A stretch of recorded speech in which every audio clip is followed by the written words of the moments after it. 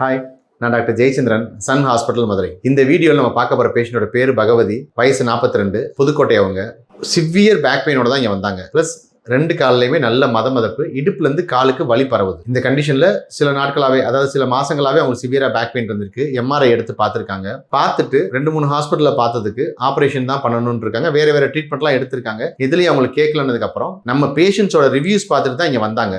வந்து இங்கே 9 நாளில் அவங்க கம்ப்ளீட்டாகவே சரியாகி போயிட்டாங்க.